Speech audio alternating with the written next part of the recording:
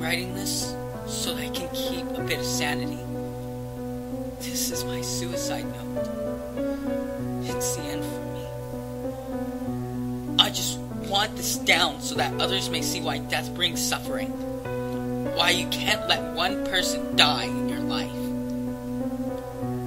My daughter got home from school at around 2 p.m. Her being in a kindergarten class, they sent the little tags home before the others. I thought that I could get an hour or two into some TV movies. I finished at around 1:40, and exactly after I turned the television off, a ring came at the door. I walked through the door and saw a little girl with her mother selling Girl Scout cookies.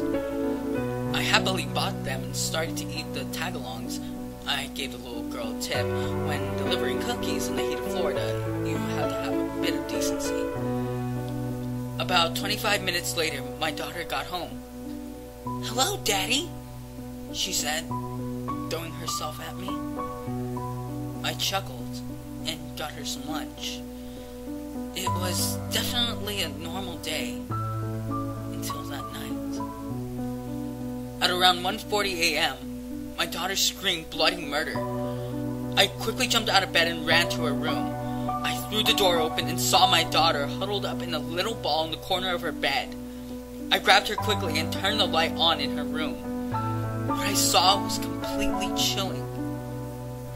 I saw written in red paint on the wall: lust, gluttony, greed, sloth, wrath, envy, and pride.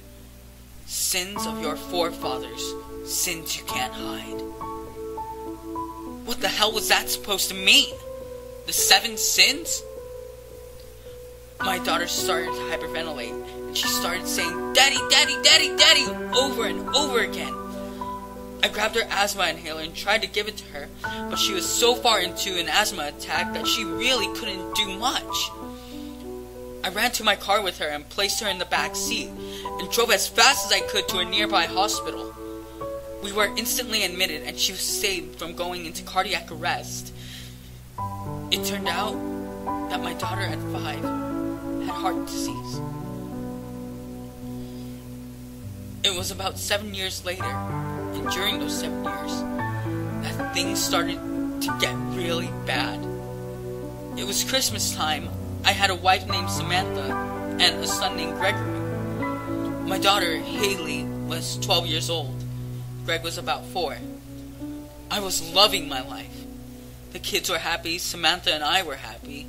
It was great, except for the previous years. The first year, all the women around me became aroused and flirted with me constantly. You want to know why this was bad? Because every one of them I rejected killed themselves in some horrible way. One gutted herself with a kitchen knife, and another hung herself from the gutter of her house. The second year, my daughter became infatuated with food, so much that her heart condition worsened. She was rushed to the hospital over 10 times during the course of the year. But when the year was up, she became anorexic and stopped eating much altogether. The third year, my house went into foreclosure, and I became very stingy with money and food. We later found out that the landlord of our house still had rights to our land and was stealing money out of my credit card for 2 years. I'm lucky that I met Samantha, and she let my daughter and I move into her house. We married in December and had a son in October. The fourth year, I was called by many talent agencies asking about my amazing singing skills, which I had shown off when I sat in with a band a month before the year started. The thing is, when I said no, they would keep calling me and calling until they became violent, calling me foul names. One of them even tried to kill me right outside my house. He shot at me with a handgun and clipped my ear. The fifth year, I became inexplicably angry at my daughter and wife for everything. I became abusive in the month of December, but in that same month, I fell down the stairs and suffered brain damage, but so little damage that it gave me little memory of the year past. I can only recall this because my daughter told me about it. The sixth year, my daughter became jealous of my son, getting all the attention. But I tried to tell her that babies need more attention than 10-year-olds. She became angry and violent. She eventually ran away. I called the Center for Missing and Exploited Children. They found her in the abandoned house next to us, hiding in one of the closets. She was starving and eventually kicked her anorexia. It was the 7th year now, and nothing had really happened at all.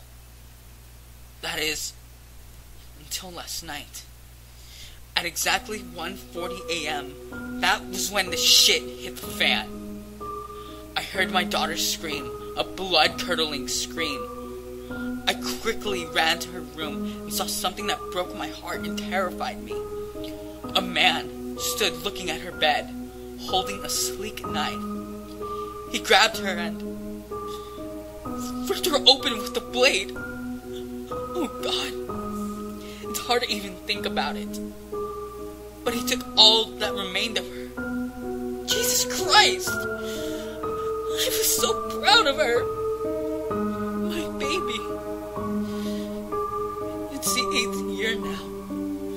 My wife left me, my son barely knows me, and I curse myself every day. My late wife, who buried my daughter. I now know it was you who gave me this curse. You always hated me. I couldn't save you. I never could. And you hate me for it. So now, I end it all.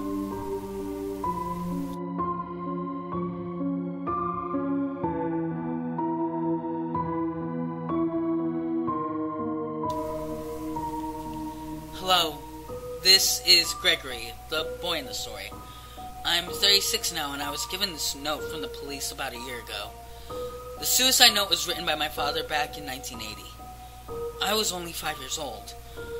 When my mother got the news about my father, she cried for about an hour. I was alone too. And it wasn't until 10 years later that my mother gave me the real story.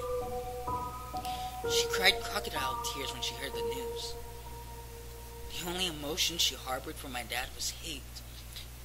See, my father did all those horrible things you see in the story. My father went insane at 1:40 a.m. in 1973, the date of his first wife and his anniversary. The psychologist he saw when his wife died suspected that his wife's death was all his fault.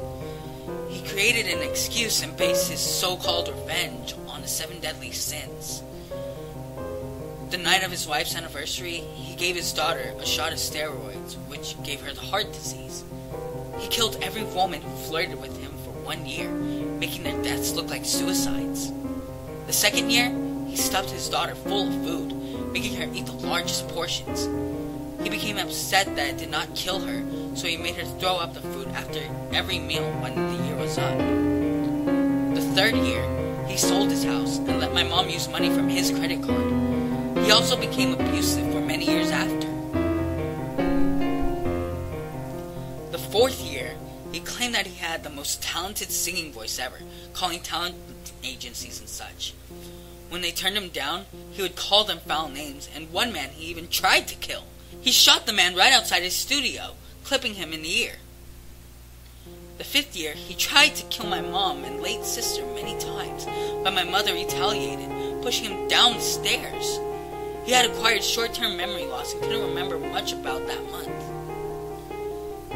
The sixth year, he drove my sister out of the house, calling her stupid bitch and fucking whore. She hid in the house next door when my father called the Lost Child Agency. The forensics team quickly turned her back into the house, which my mother frequently called hell. The seventh year, my dad was very tame. He became a very nice man, happy, and was proud of his behavior until 1:40 a.m. on the night of his wife's anniversary. He killed my sister with a kitchen knife and fled with her remains to the Bahamas. I still cannot believe it to this very day. And at the beginning of the 8th year, he killed himself. The police forces say that it was suicide, He created a makeshift noose out of an organic material. They all lie, because I know the rope was my sister.